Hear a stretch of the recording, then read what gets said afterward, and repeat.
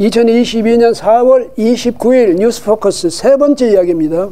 세 번째 이야기 주제를 제목을 그렇게 친한 척 하더니 이렇게 제목을 붙여보았습니다. 그렇게 친한 척 하더니 누구 이야기입니까? 김정은에 대한 평가 얘기. 아까 저 앞에서도 말씀을 좀 드렸습니다만 김정은에 대한 평가. 손석희 앵커가 물었습니다. 김정은에 대한 평가를 어떻게 하냐고 그랬더니 지금 평가하기에 적절하지 않은 그런 국면이다. 왜냐하면 이제까지 아까 얘기했다시피 ICBM이 발사됐고 이것은 분명히 레드라인을 넘는 것입니다. 그리고 대화를 접겠다는 신호일 수도 있고요. 이제 알았습니까? 그동안에 왜 이런 말 못했습니까? 레드라인. 예? 이제 퇴임할 때 되니까 이런 말 하네요. 예, 그러면서 근데 이렇게 되면 그렇다고 내가 만약 안 좋은 이야기를 평가를 하면 이게 가만 보니까 지금 북한이 이걸 무슨 대화 단절하게 하려는 건지 뭐 하는 건지 잘 판단이 안 되는 시점에서 자칫 내가 말이라도 잘못하면 단절의 빌미가 될 수도 있다. 예? 그렇다고 지금 저렇게 하는 걸 보고 저거 잘한다 할 수도 없고 그러니까 김정은에 대한 평가는 못하겠다. 다만 북한 자체는 그 ICBM 쏘고 이런 것은 안 좋다. 레드라인을 넘었다. 이런 이야기입니다. 왜 평가 못합니까? 예? 그거 참 이상하잖아요. 왜 김정은을 평가 못합니까? 김정은이가 누굽니까? 문재인 대통령은 친해지지 못해서 참 아주 안달을 했죠. 예?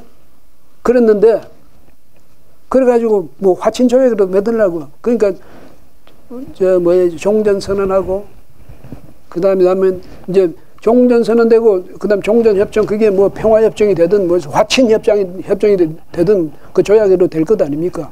그렇게 가고 싶어서 안간힘을 썼는데 안 됐죠. 또 문재인 대통령이 우리 국민보다는 김정은을 이렇게 더 사랑하는 줄은 또 몰랐어요. 알았죠, 사실은. 예? 국민들도 그게 불만이었죠. 도대체 저분이 대표하는 사람들은 대한민국 국민인지 북한의 김정은인지 모르겠다. 그럴 정도로. 세계를 돌아다니면서 북한에 대한 제재 완화해달라고 혹은 해제해달라고 그렇게 호소하고 다니는 분 아닙니까? 그런 분이 지금 와서 김정은에 대해서 평가를 유보하겠다 이러면 김정은은 듣기 기분 좋겠습니까? 그렇게 나한테 친한 척 하더니 이제 와서 모른 척해? 이래 될 것 아닙니까? 국민은 국민대로. 아니 김정은을 평가 안 하면 누구를 평가해? 전직 대통령, 국가원수로서, 군 통수권자로서 그걸 평가 못해? 법적으로는요. 여전히 북한은 우리의 반국가 단체입니다. 정부를 참칭하는 반국가 단체. 김정은은 그 수괴죠. 법적으로는 그렇다는 얘기예요. 그런데 그 김정은에 대해서 대통령으로서 공식적인 평가를 못합니까? 예? 그러면서 뭐라고 하냐면 강한 말과 말의 대결 그것이 초래하는 결과를 2017년에 우리가 생생하게 목격하지 않았습니까? 도널드 트럼프 미국 대통령이 북한에 대해서 압박을 가한 말이 있잖아요. 여기에 대해서 이렇게 되니까 어떤 상황이 벌어졌냐 그 이야기예요. 몇 달을 전쟁의 어떤 위기 속에 보내지 않았습니까? 어떤 위기 속에 보내지 않았습니까? 북한의 험악한 표현, 거기에 대한 트럼프 대통령이 또 일종의 말폭탄 같은 공격들, 이런 것들이 순식간에 위기를 고조시킨 것이죠. 근데 자기가 중간에 정말로 운전자 역할인지 중재자 역할 잘해서 그렇게 선방했다는 얘기인데, 그렇게요. 비위를 맞추고 해실해실 웃고 이러면 더 만만하게 보이죠. 더 위협을 하는 겁니다. 이쪽에서 강대강으로 나가야. 그래서 사실은 김정은이가 좀 수그러들게 만든 게 누굽니까? 트럼프예요. 갖다 항공모함 인근에다 해역에다가 배치하고 이렇게 함으로써 전략 자산 거기다 전개하고 압박하지 않았습니까? 그 압박을 하기 때문에 김정은이가 그래도 두려워할 줄 알았죠.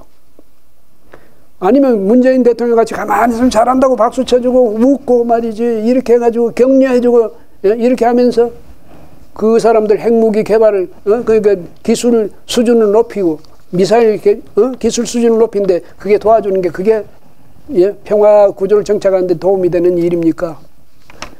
참 예? 이러면 어떻게 합니까? 그러니까 말로 이렇게 격하게 하지 말고 그러니까 내가 말을 안 하는 이유가 그거 아니냐?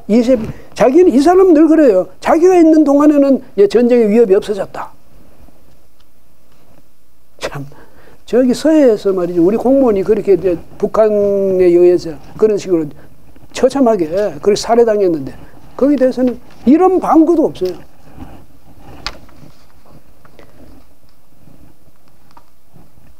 북한에서 말이죠. 앞에서도 말씀 좀 드렸지만 USB 전해주고 도보다리 산세들에게도 안부를 전하고 싶다 하던 그분이 예? 이제는 와서는 뭐 평가를 유보하겠다네요. 예? 그런데 이 문 대통령이요. 사실은 그 2018년 뭐 평창 올림픽 때 김여정이 예? 김영남, 김영철, 뭐 현송월 그 칙사 대접을 해가지고 보내고 말이죠. 그 끝에 4.27 판문점 회담이 열렸죠. 거기서 또 앞에 말씀드렸듯이 도보다리에서 두 사람이 아주 미려까지 하고 그 이제 결과였을지 모르는데 어쨌든 6.12 싱가포르 미북 사상 최초의 정상회담이 예정이 되어 있었는데 느닷없이 예? 트럼프가 취소 서한을 보내버리지 않았습니까? 그게 언제냐면 5월 24일이었어요. 근데 그런 낌새를 쳤거나 아니면 김정은하고 만나서 뭐 서로 또 의논한 걸 트럼프에게 보고하러 갔거나 아니면 이런 뭔가 비틀어지고 하니까 미국하고 북한하고 사이에서 그 어떻게 무마하려고 갔거나 급히 미국에 갔었거든요. 문재인 대통령. 그게 5월 22일이었어요. 갔다가 돌아오는데 말하자면 뒤통수에다 대고 트럼프가 이번 회담 안 해! 이렇게 해버린 거예요. 북한이 예, 회담까지 그 날짜까지 정해진 상황에서도 계속 미국을 공격해야 되고 이렇게 하니까 협박을 하고 을러대니까 트럼프 성격에 또 가만 놔둘 수는 없잖아요. 강대강으로 나가야지. 취소해! 이렇게 돼버린 거예요. 그러면서 사안을 보낸 겁니다. 공개 사안을 보낸 거예요. 그 이제 최선희라고 당시에 북한 외무성 미주국장 나서가지고 못된 말 많이 했죠. 응? 미국 부통령을 대놓고 직접 대놓고도 못된 말로 문재인 대통령이 못된 말 하는 건 문재인 대통령이 웃고 넘기니까. 그럼 미국이 그런 걸 웃고 넘기겠습니까? 예?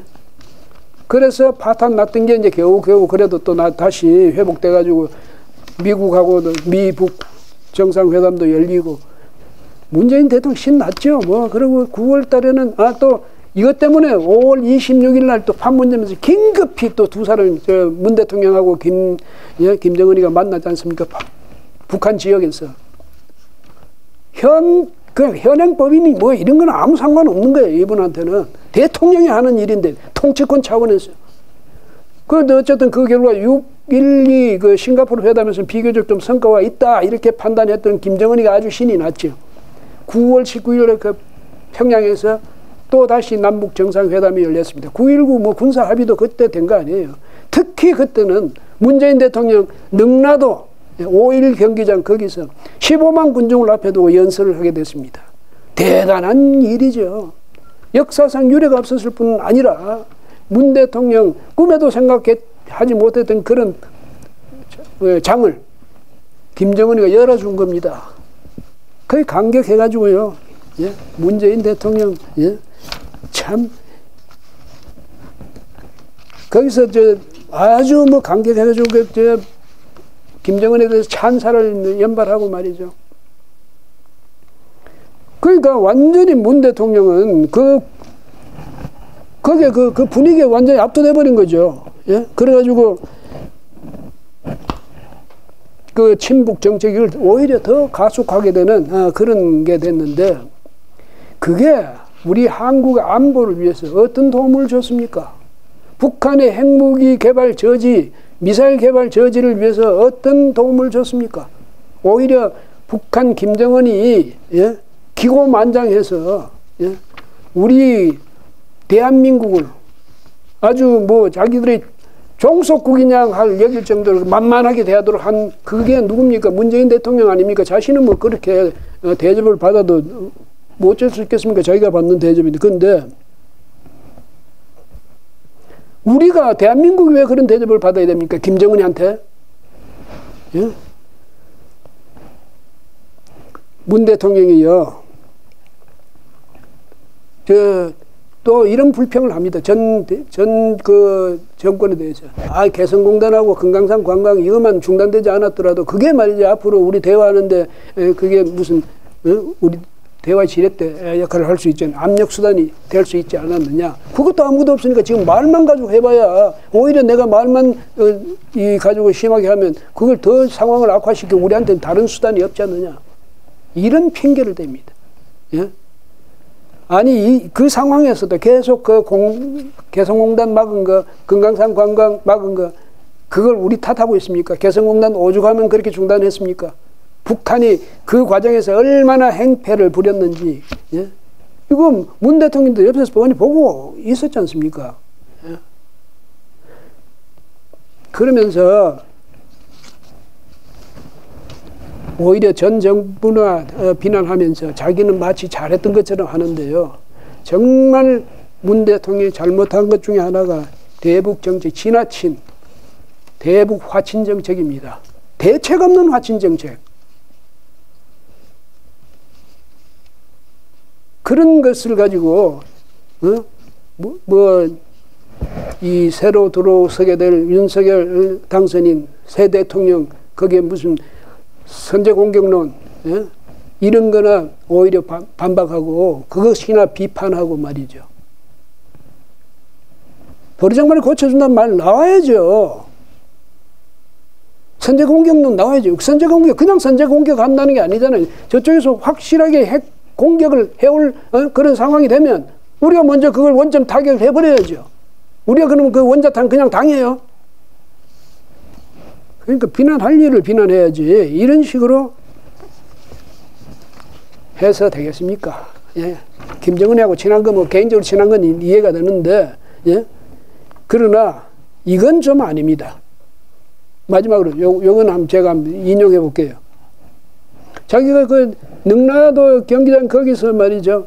남쪽 대통령이라고 그랬습니다. 막 첫마디가 남쪽 대통령입니다. 그럼 어느 나라 사람입니까? 문 대통령은 남쪽이라는 나라 사람입니까? 대한민국이라는 멀쩡한 국호를 놔두고 남쪽 대통령이라니. 뭐 우리가 벌써 연방공화국 됐습니까? 북쪽 나라하고 남쪽 나라가 연방 안에 지금 포함되어 있습니까? 이런 인식을 갖고 있는 거예요. 예? 여러분의 지도자 김정은 국무위원장께 아낌없는 찬사와 박수를 보낸다. 아낌없는 찬사와 박수를 보낸다. 김정은이 어떤 사람이란 건 누구보다도 잘 알 사람이 아낌없는 찬사와 박수를 보내요. 예?